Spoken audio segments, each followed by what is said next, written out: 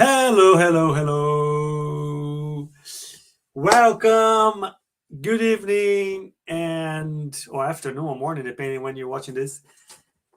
Welcome to Time to Talk. Today, super special because we have Guilherme back with us. Woo! How's it going, Guilherme? How are you doing? Not bad, Mac. Happy to be here again. And let's have a good fun once more. Once again. Unfortunately, Faye won't be able to join us today, but she will be in our thoughts. And for sure, she will be sending to us good vibrations and good energy where she is at the moment. Let me start saying hello to everyone. This is Time to Talk.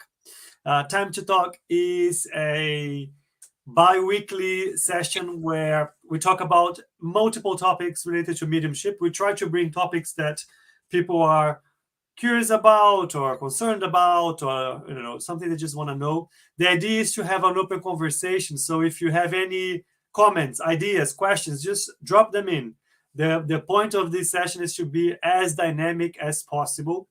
And your participation is super important, right? Because if you have questions, if you have stories that you want to share or any comments that you want to add, we will bring them up. We're going to read them live and we're going to comment about it. We can start just saying a hello, good night, good morning, good evening, etc. If you just drop where you are, your name, I'm going to bring them up so you can say hello to you. As you do that, let me talk about today's episode. Today we are doing our episode 48. And episode 48 is Impressions from Mediums Once on the Other Side. And what does that mean? I'm going to tell you what it means in a second. Before I do that, the usual. Our broadcasters. Oops. There you go. Our broadcasters are, first of all, the Spiritist Society of London, SSL.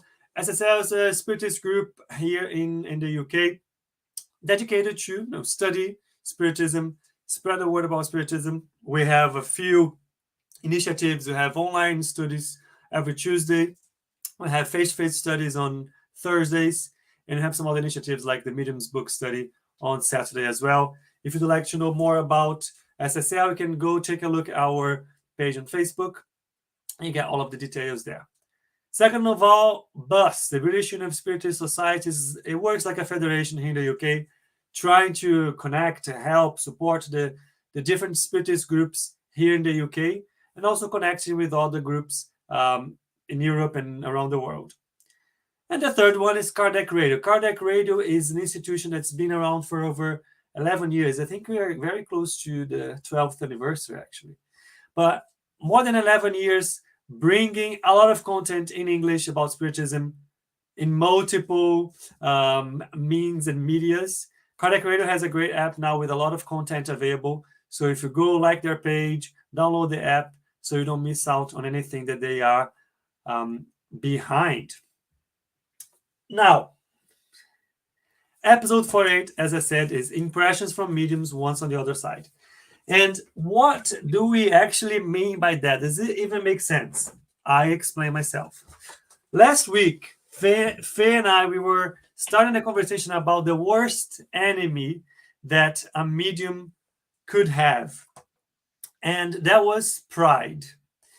And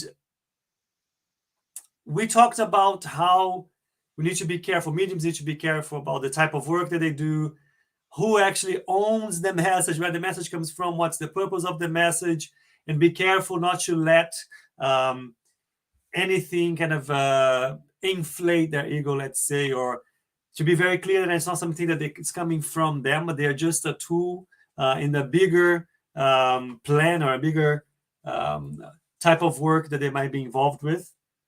And today we want to continue a bit of this conversation. I'm going to bring a few examples. There is a book called The Messengers. It's by Francisco Cantos Xavier, Chico Xavier, and the spirit André Luiz. And there's a specific chapter that brings some conversations from some mediums once they died and they discarnated and they get on the other side, they are talking about the issues and the challenges that they faced as mediums in life. That is why I'm saying impressions from mediums once on the other side. And I'm going to bring some of them here. I'm going to read some of them so we can comment about that. But before I jump into that, since Guilherme is joining here today, let me put this slide away. Before I go to those cases, Guilherme, let me ask you, when you read, or when we say pride being the worst enemy of mediums, what comes to your mind?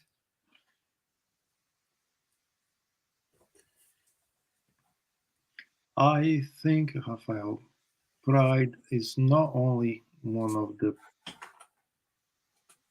weak links of mediums, but is also one of the points we all have to work as a human beings. Quite often, because of our pride, we make wrong choices.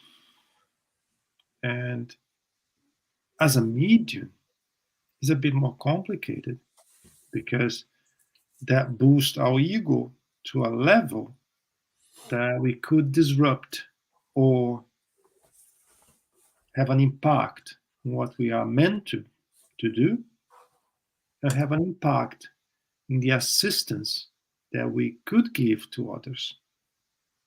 Because pride, what is pride? Pride is ego.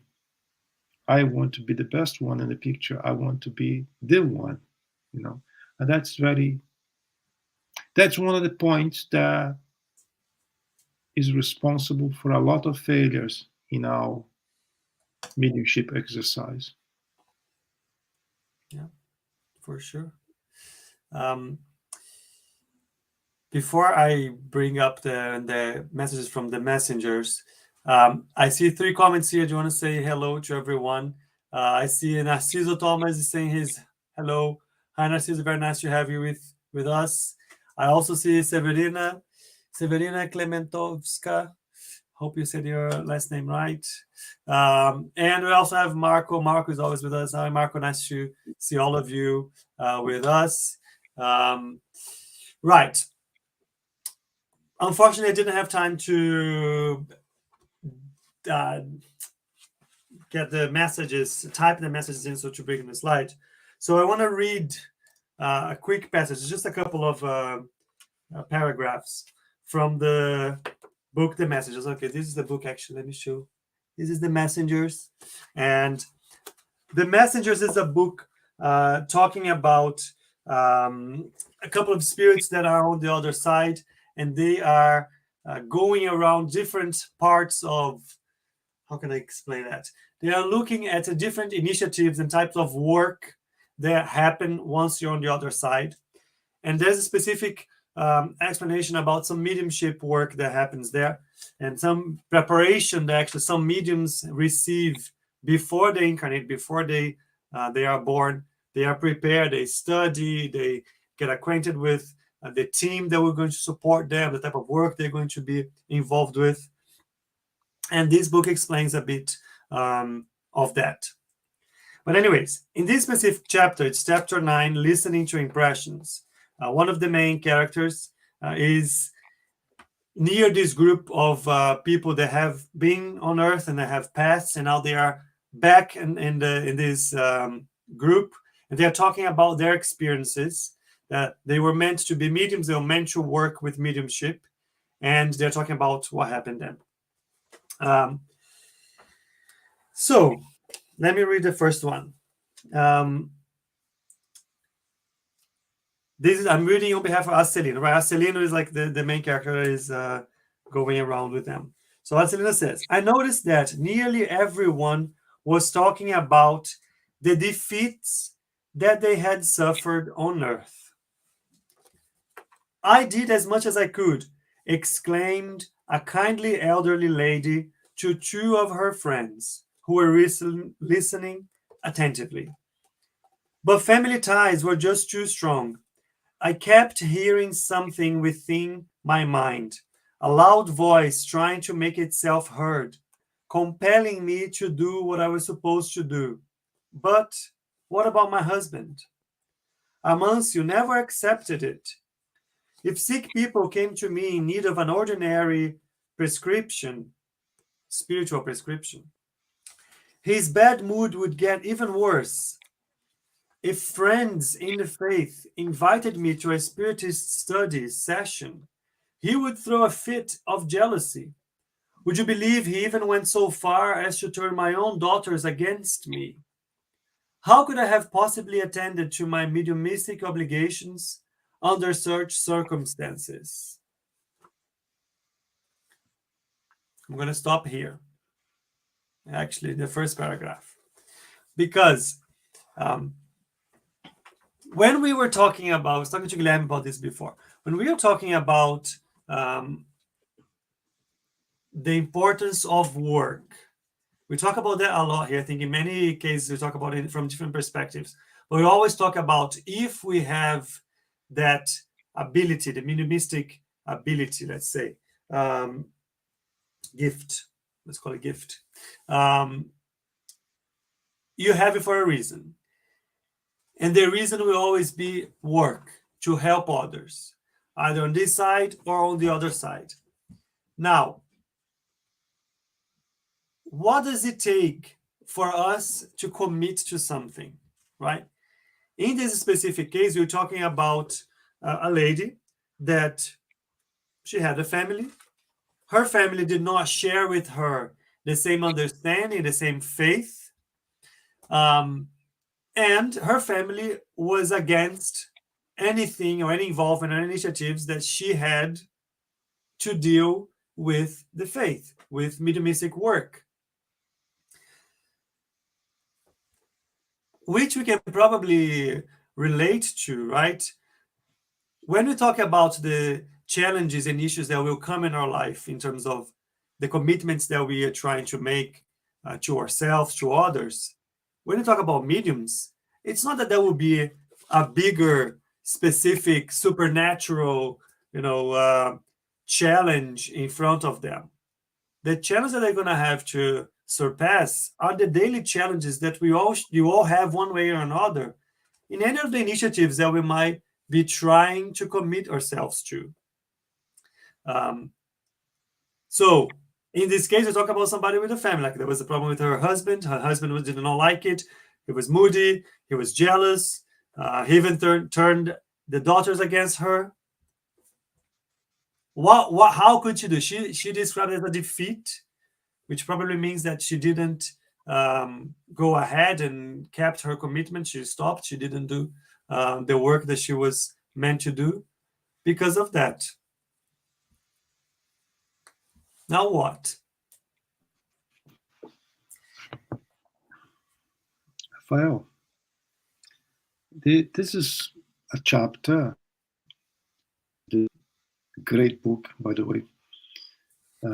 But over the years, we met people on this very same type of situations. How can we help them? Because we are not there to judge, or we are not there to give a perfect formula. And we also advocate that family is the first priority. How to find a balance between that? In my way of seeing things, the only way to minimize this effect is having an honest conversation. If you are in a possessive relationship that you cannot even do what you feel compelled to do or you like to do, it's very difficult. Because it's difficult already for a family that does accept what you want to do. Imagine when you have part of the family that is pulling on the other way. There's no magic formula for this, right? But one thing we know, if we have that mediumship, this is organic, this is part of a plan. This is part of something that possibly you have asked to do. Perhaps this is also part of your learning process. Perhaps you have to learn how to live and how to deal with that. I have an example. There is one person from my spirit center back in Brazil that he was very active at the time. Now he's 97 years old, so but still active, but a bit less.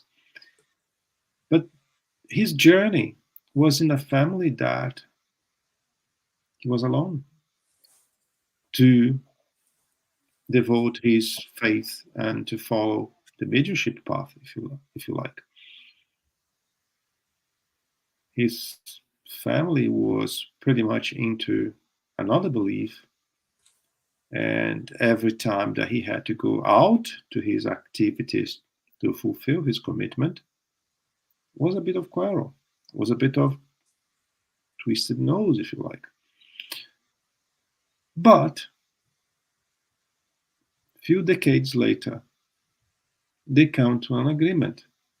Sorry, they had an agreement that one respect the other beliefs, but they never participate together in some of those activities.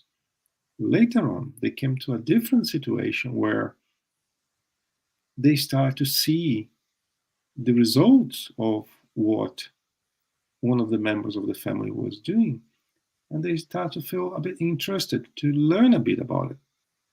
And today I know that kids, well, now sons and grandsons, they see things entirely different.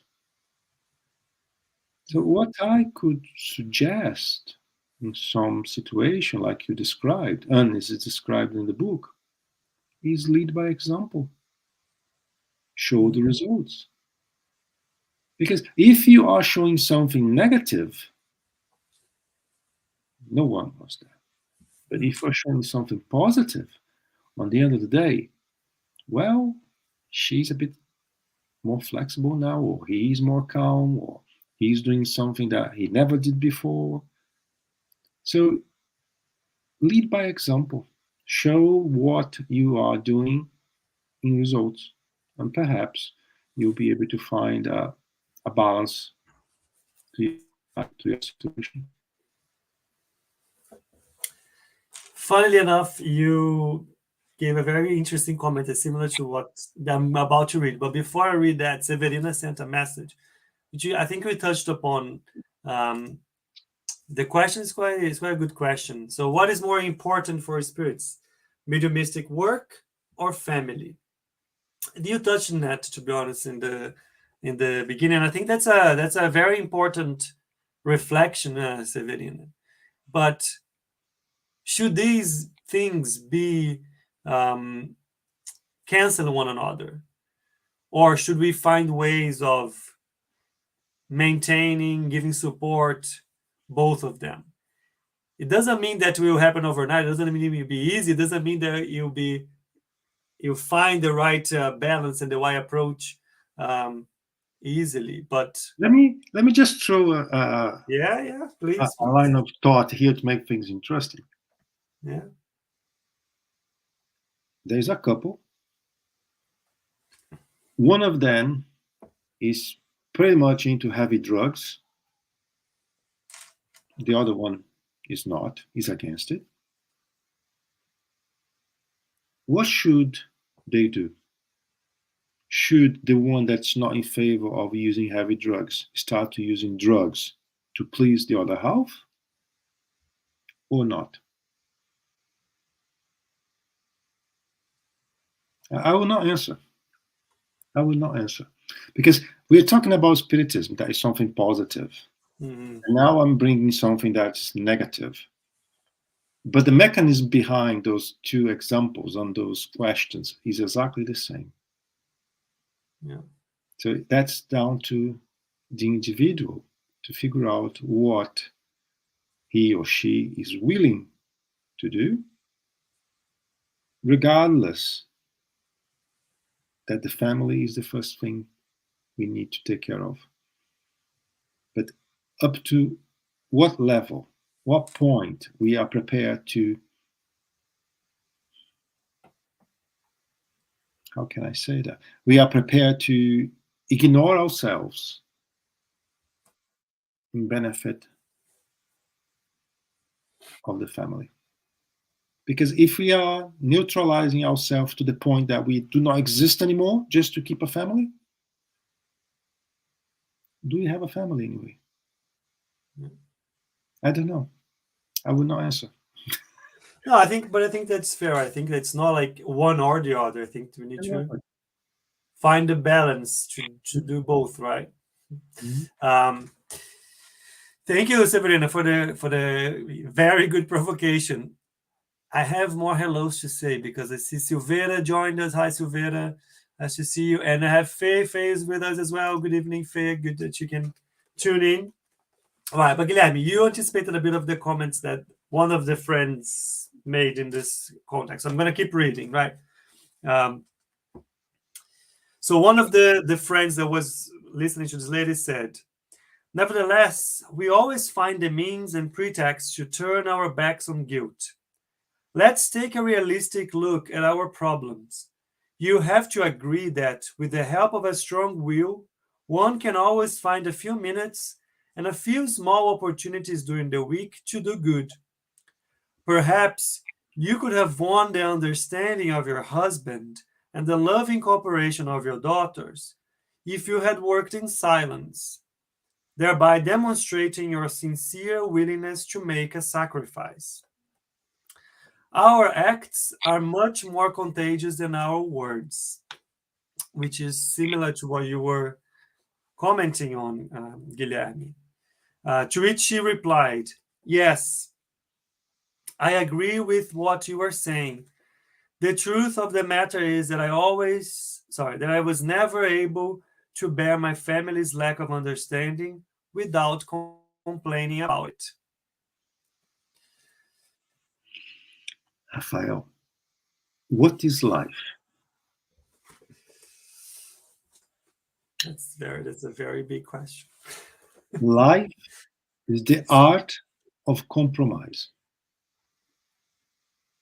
If we don't learn how to compromise, our existence will be very painful.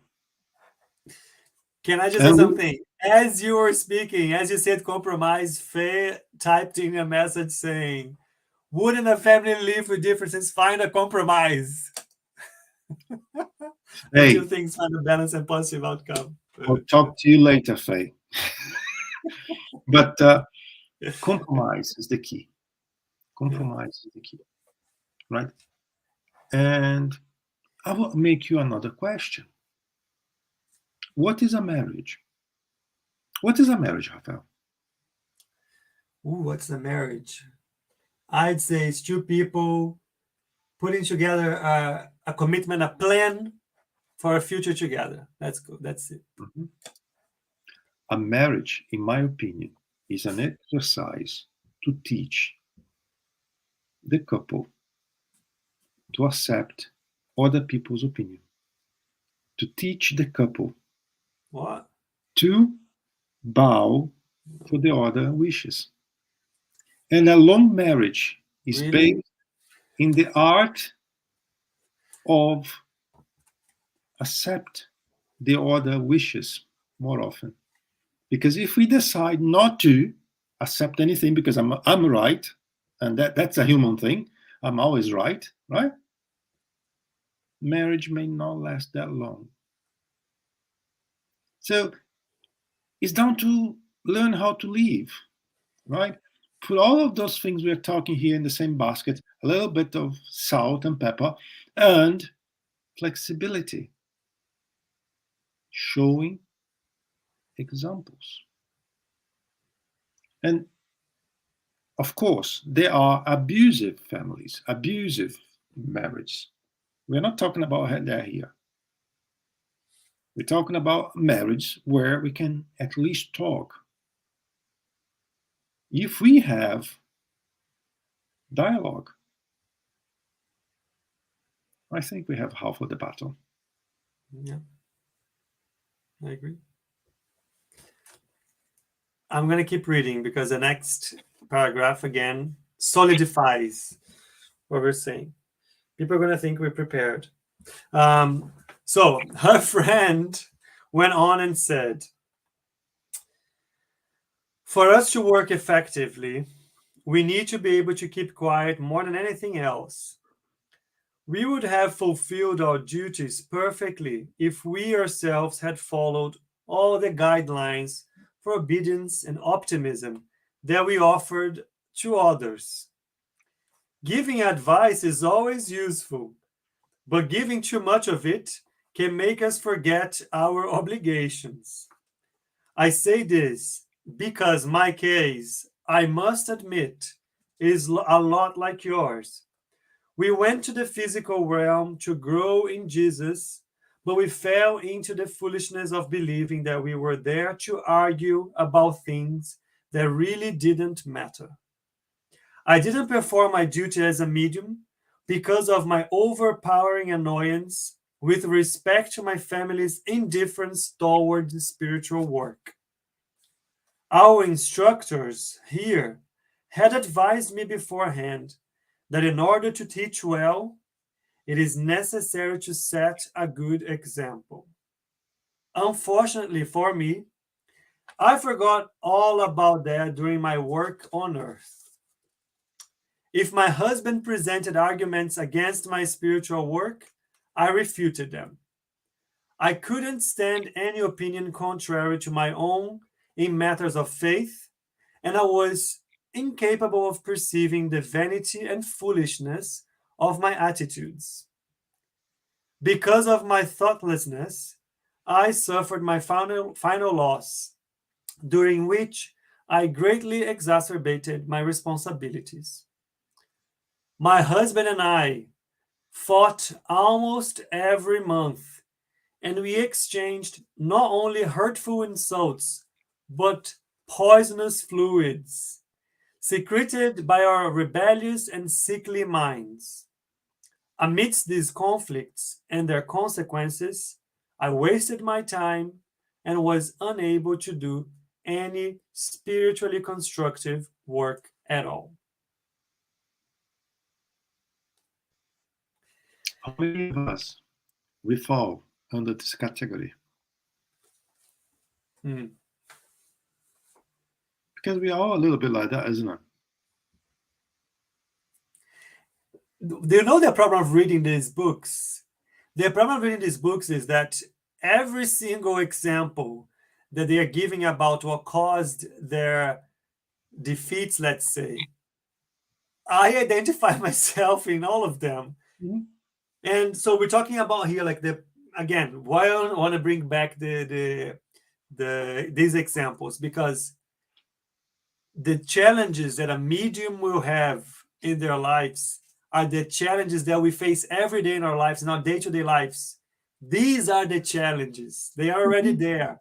They're challenges that everybody faces on any initiative that they have. And that's why we need to kind of be, I guess, aware.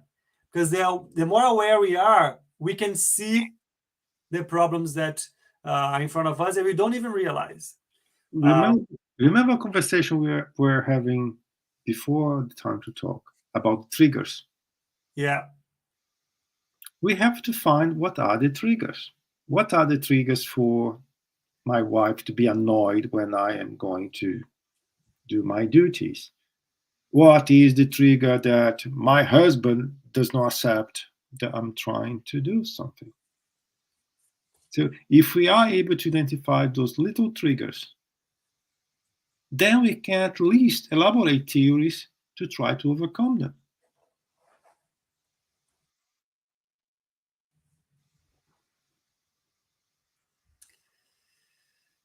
Easy to say. It's practice. Everything in life is practice. You need to create new habits. which is practice, repetition. But you cannot do that if you don't know what triggers you, as you were saying. It comes from the knowledge that you need to have about yourself, the awareness. Because we are using as an example here the mediumship or spiritist activity, whatever. That could be anything else. I like to go to my football every Sunday afternoon. And my wife, she's very unhappy because I'm going to my football. Or I'm the spouse and I like to go to my activity, or which activity she likes, and the husband is really upset because she likes to go to that place and he does not like it. So there are triggers that are not directly related to your activity with your mediumship or your spiritism per se, but there are some triggers that need to be discussed at least with the couple to allow those sharp edges to be smoother, and then things will start to get a bit better. It's not mediumship is not an issue. Life is complicated. Life in couple is more complicated. In family, it's a bit more. If you have a massive family, every individual in that family has a different opinion about something. So we just need to learn how to cope with everyone's opinion. And it's not easy. It's not easy. No. Marco and Faye are sending a couple of messages here. Marco is talking about how in the end, I think the more you study, the more you understand about the teachings and so on. That's applicable to everyone. It's not only mediums. But I think one of the comments from the examples is being a medium brings additional responsibilities. So if the problems that you face in your life keep you from working and developing that and putting that gift to work, then you're gonna have to say, look, I was meant to do this and I didn't do this, so I'm going to need extra work to make up for the opportunities that I missed in my previous life, because I missed them because of all of these things that we're discussing now, like for mistakes and issues and problems I didn't see or I didn't know how to handle, how to approach properly. Faye is even, let me just bring Faye's comments here as well. Faye even says that sometimes meaning well does not mean that we give the right signals. Again, like the whole idea of you might even think that in a relationship or whatever it is, you might be indicating something, but in reality it's perceived in a different way. And what's the next one? Oop. Yeah, like I don't mean to disguise anything, but perhaps be more considerate towards our partner in a way that we go about our duties, likes, or need, as we would appreciate them to be considerate towards our feelings in a similar situation. So when you talk about treating others like we would like to be treated, it goes as in all ways, all directions, especially in somebody who you're sharing your life with, right? Being a family, being whatever situation that it is. Sometimes we put those things and those teachings in such another level that we forget to bring them to the day-to-day and what they mean for now, for the interaction that I have now with my brother, my sister, my mother, my father, my husband, my wife, my neighbor. And it is all of that. It's not just, somebody outside in need, or the society as a general. No, it's whoever is next to me, shoulder to shoulder. Rafael, there's something that came to my mind, that if I really want to, if I'm committed to engage into a mediumistic activity, even when my spouse is not happy with that, the universe will conspire in your favor. Things that you do not believe that could be possible become possible. Even his aggressivity or his denial for what you want to do, they become better. But then it has to start with your will. I will do it. I want to do it. I need to find a way. Please help me to find a way to make it happen. And the universe will conspire in your favor. Yeah. But if you are in doubt, if you're missing that will to do that kind of thing, things become more difficult. Yes. Right. Let me read the next one. For the ones that joined now, we are talking about impressions from mediums on the other side, once on the other side. And we're reading a chapter from the book, The Messengers. Here they are. So, You're next selling one. the book as well, Noah? Huh?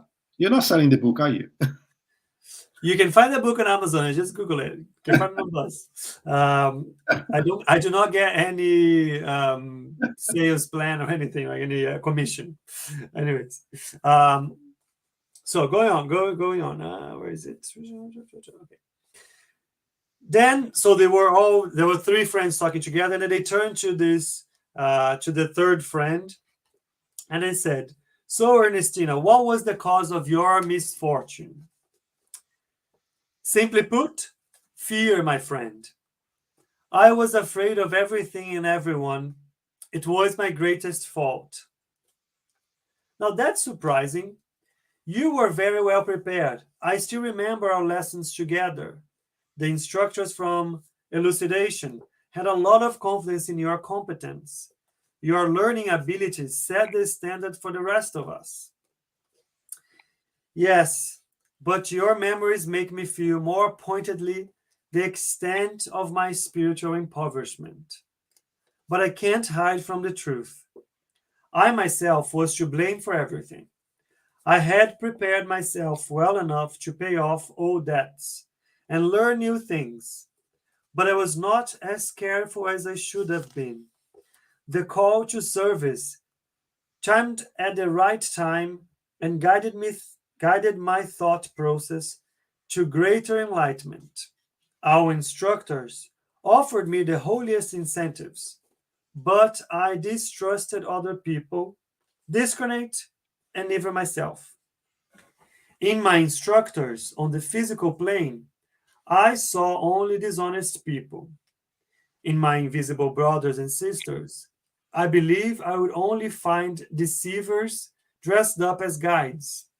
And in myself, I feared baneful tendencies.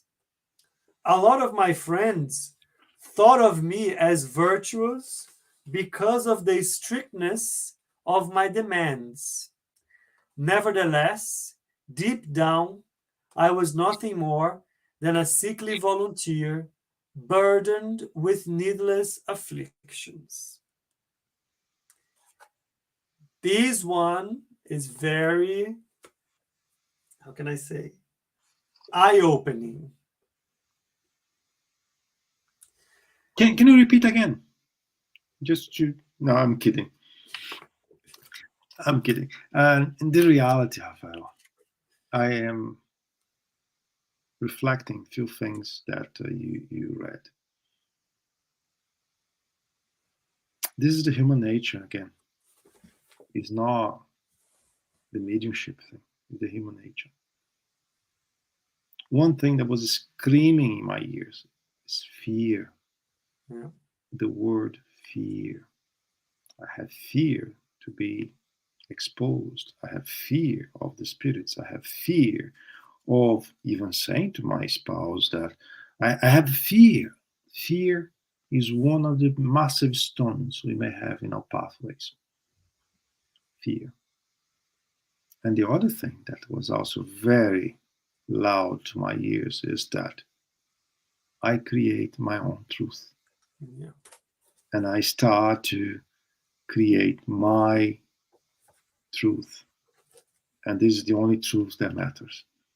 Because I don't believe in the spirits. I don't believe in those benefactors. I don't believe, or I want to believe only in this direction.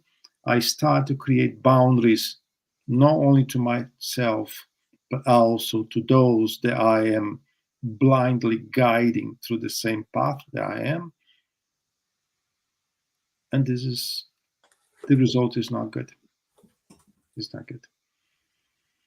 I think that we see a lot of that. This is wrong. You should not do it. This is no, what you're doing is not possible. And then people kindly arrive to your ears and say, this is animism. You should not be doing this. This is risky for you. And then people that have a massive potential, they stop. Fear again, they stop. So it's so complicated, really. Do you know what's the word that for me kind of speaks even more loudly? Is the strictness. She talks about people who used to see her strictness as something virtuous, but in reality, they were a needless burden of afflictions. Needless, that she created herself. And I think that's a good point, because we talk a lot about the seriousness of work when we talk about mediumship. We talk about the importance of studying and etc. And there is a need for being serious, being strict in the way of what kind of work you're doing, how you're going to do it, how you're going to develop it, who's going to be involved, and so on. But there needs to be care in terms of not being too strict for the sake of being strict, to the point that will jeopardize and limit the work instead of developing the work, generating positive impact, and so on. May I ask you something? Oh dear. When you give me, don't make me laugh. But when Jesus was here, he gave us lots of examples. Can you describe one, only one, that he was very restricted?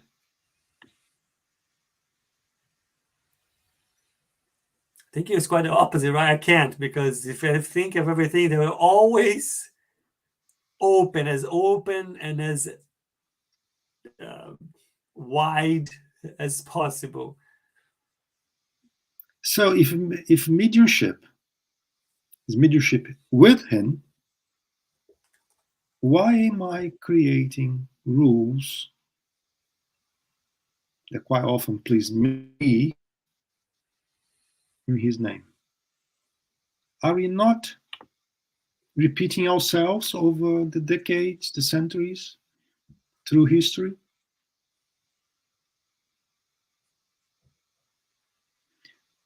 The goal of mediumship is to practice charity in his name. Any rule that come between you and this practice, we need to ask ourselves. Okay, there's something wrong. There's something wrong. Yeah. It's the same. Jesus' teachings were there for everyone. He never said, I want you, and you here to listen to what I have to say. It was exactly the opposite. Why should I create some barriers, boundaries to what has to be done, how has to be done? Why should I? Let's come more now for the 1800s. Did Kardec create those boundaries too? I could not see any. Exactly the opposite. He made everything that he learned, he found available to everyone. Anyone can buy the medium's book. Anyone can read. Anyone can practice. He gave us the instruction how to do it safely. But it's there for everyone. How a spirit center starts. The great majority of them in the world starts in someone's home. Small group. A small group from a study. Normally starts with a small study group. And then, ta-da! Oh dear, we have a medium among us. Let's do some exercise. And they start. They only become a spirit center per se when the numbers are greater than what I can accommodate in my little bedroom, in my little lounge. And then I have a need to go to a different physical space to be able to accommodate everyone. Why we create so many rules? Are we doing any favor to the spiritism, to the mediums? And are we increasing the ability to perform charity? Or we are creating rules to prevent people that have a massive potential to do it? Those are the questions we need to ask.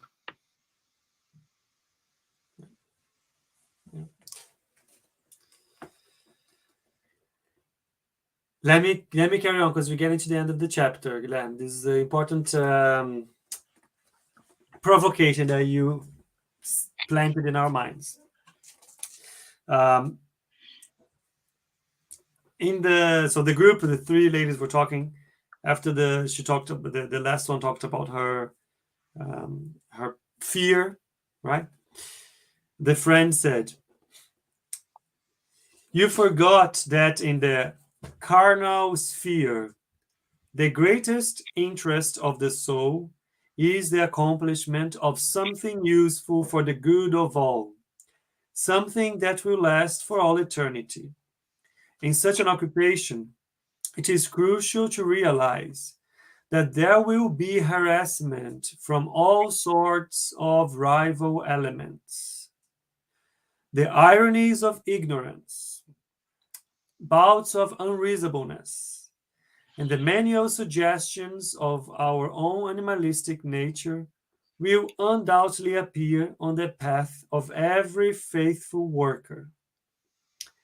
These are the logical and unavoidable circumstances of our spiritual work, because we do not go to the physical world to take an unwarranted break, but to struggle for our improvement in spite of every unforeseen obstacle."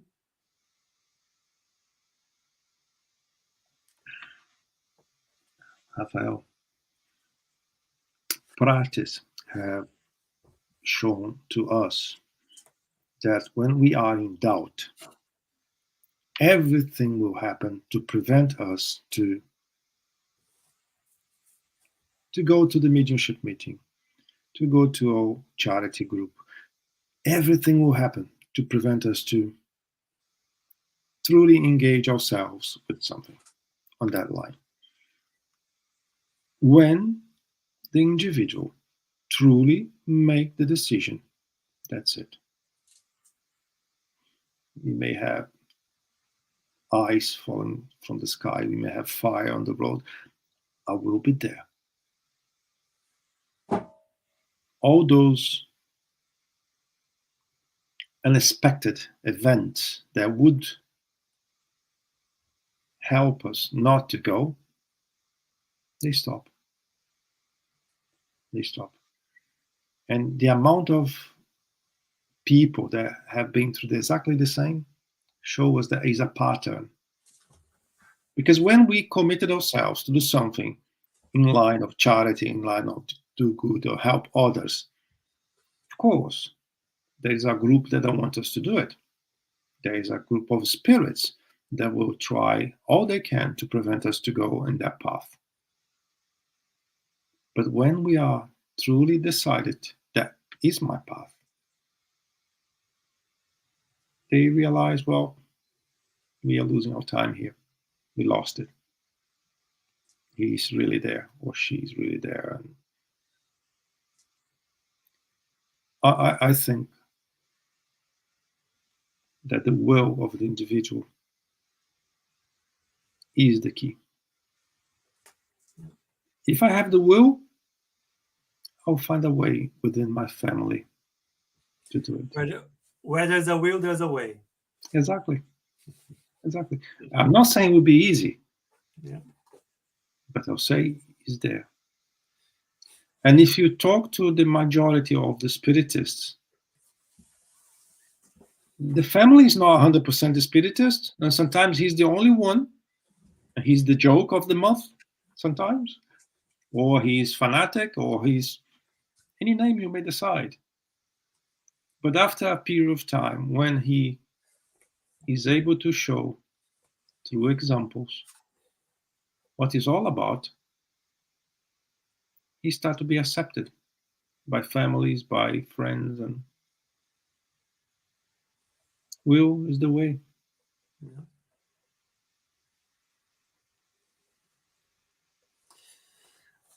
I want to read the last one. I think we have still a few minutes. There's just one more example in the chapter. There's the end of the chapter, but I want to bring it as well because it's an interesting one. Before we close, so Acelino, which was the main character who was listening to these three ladies talking, he then went to a different group and he started to listen to this conversation of two gentlemen, and they were talking about the same problems and issues that they faced when they were on Earth as mediums. And he says that a few gentlemen were carrying on a discreet exchange of opinions. "I know that I failed," said one of them in a serious tone, "and I have already expiated a great deal in the lower regions. Now I'm waiting for Providence to give me another chance." "Do you think you lacked sufficient guidance?" asked another friend. "I'll explain," clarified the first. "I lacked support from my wife. With her at my side, I felt a profound equilibrium in my psychic energies. I can't explain it, but her company compensated for all my expenditures of mediumistic energy. My sense of balance was in the hands of my dear Adelia. I forgot, though, that a good servant must be prepared to serve the Lord in any circumstance. I hadn't learned the science of compliance, nor had I resigned myself to traveling the human road alone. When death took my devoted wife from me, I became afraid because I felt unbalanced. I wrongly tried to replace her and was harmed. My second wife had a very strong connection to maleficent spirits, and in her derangement, she drew me into sexual perversions of which I never suspected myself capable. I unfeelingly went back to fraternizing with perverse people. Having started well, I ended badly. My misfortunes were enormous. However, now that I realize my shortcomings, I understand that even in the future, it will be very difficult for me to prevail without my beloved first wife.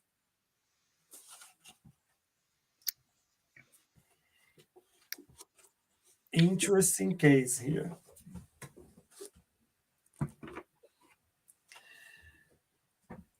May I Yeah. say something? Yes. Because the time is running out. And to those that are familiar with mediumistic meetings, we receive from time to time discarnated mediums, and they bring information about their arrival on the other side.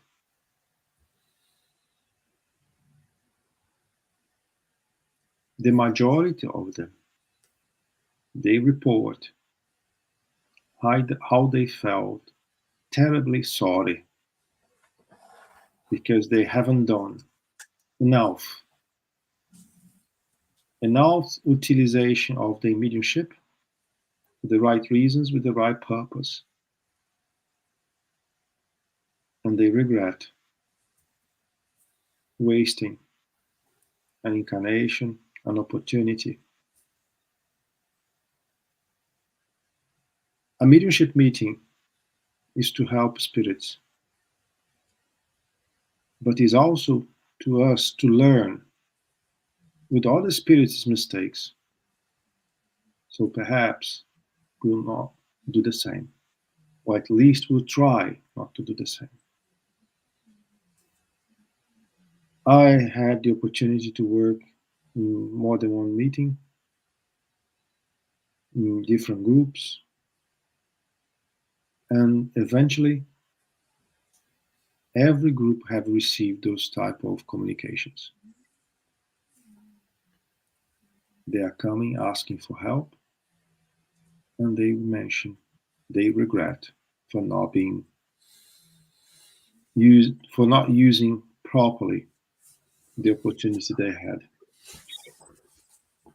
So we may find excuses. Life sometimes isn't fair, isn't easy. Husband, wife, work, time, you name it. But we need to be sure that we are not using those factors as excuse not to commit ourselves seriously to the activity. Because if you like or not, when we go to the other side, and if what we preach is right, we may face at least our consciences telling us, well, you could have done a little bit more, isn't it? You were a bit lazy. So that's a good way of kind of wrapping up. I think the reason why I wanted to read this last one is that we need to find a way of have like the big ticket items of our lives very clear in our mind.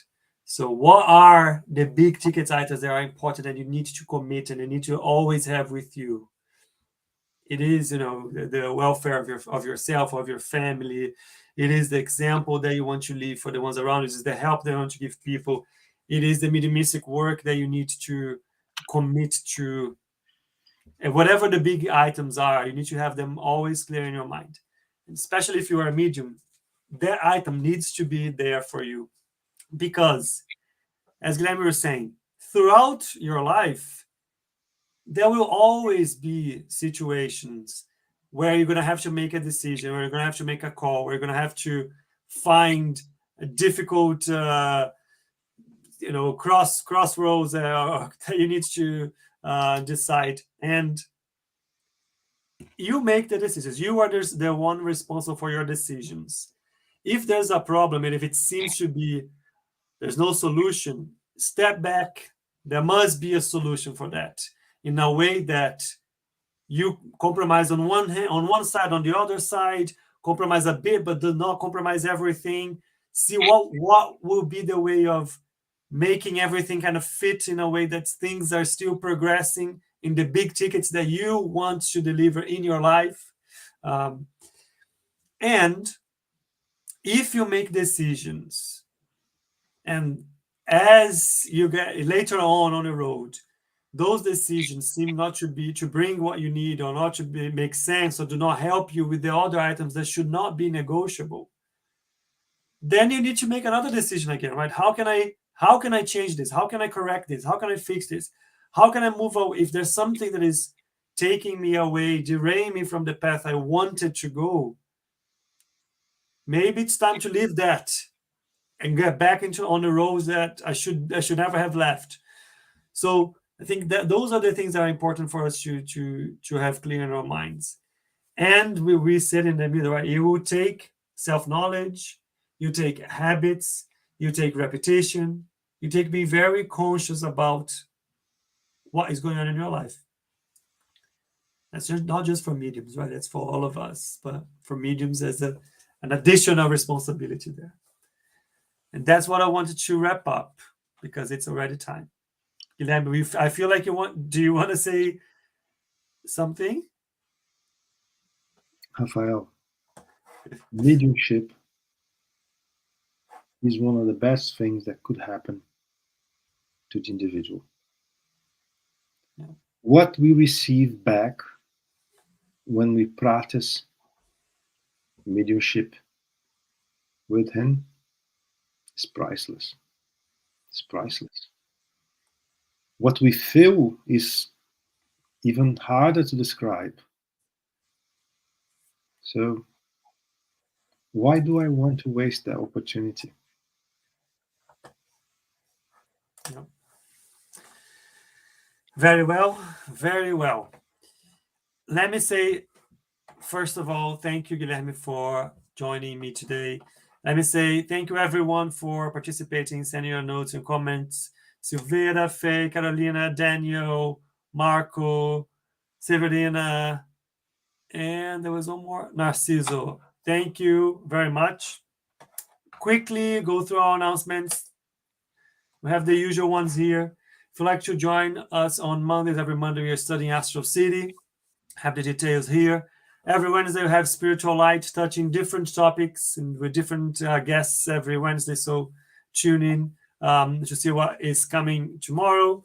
And our Mediums book course every Saturday morning as well. Saturday morning for the UK, depending where you are. Have the details there. We're going item by item on the Mediums book. If you'd like to join us, you'll be very welcome to. And those are the announcements for today. Thank you very much, everyone. Guilherme, it was a pleasure. I will hope to see you in the next opportunity. That's it. Sounds good to me. Thank you, Rafael. Thank you very much. Thank you. Bye.